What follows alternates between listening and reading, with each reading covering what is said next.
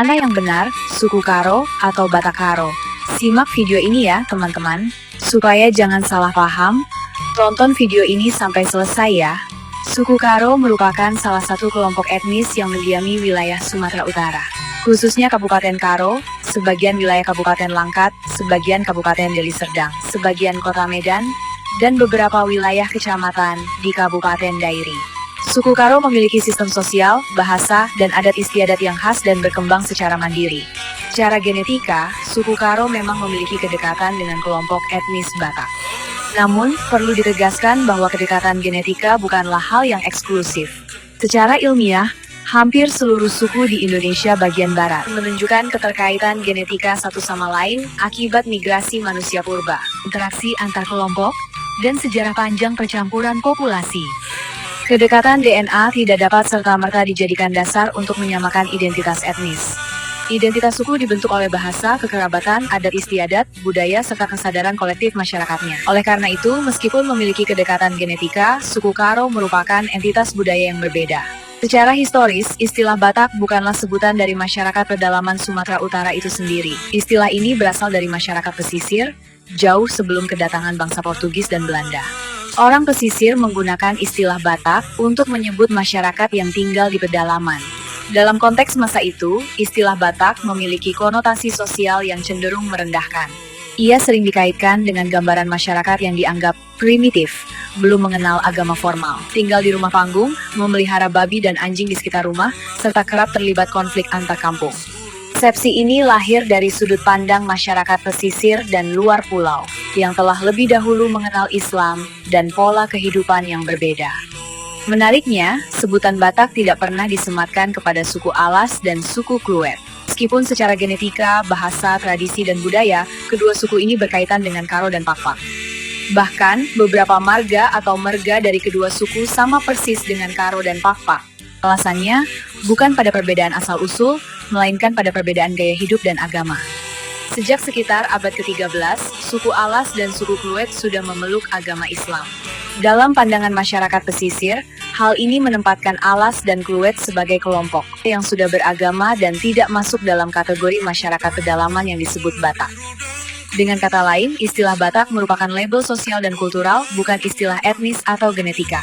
Pada awalnya, masyarakat pedalaman dan dataran tinggi Sumatera Utara sendiri tidak menyadari bahwa mereka disebut dengan istilah Batak oleh orang-orang pesisir. Istilah ini kemudian menyebar melalui aktivitas perdagangan antara wilayah pesisir dan pedalaman. Ketika Portugis dan Belanda datang, istilah Batak yang sudah digunakan oleh masyarakat pesisir kemudian diadopsi dan dipergunakan dalam catatan-catatan kolonial.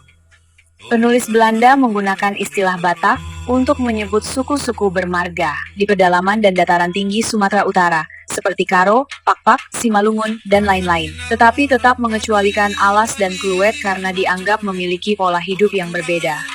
Seiring berjalannya waktu, konotasi negatif istilah Batak mulai memudar.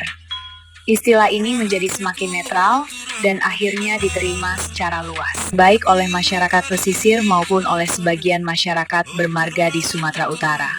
Dari sinilah kemudian muncul kategorisasi untuk pengelompokan suku-suku Batak, sebagaimana yang kita lihat dalam literatur kolonial dan akademik modern.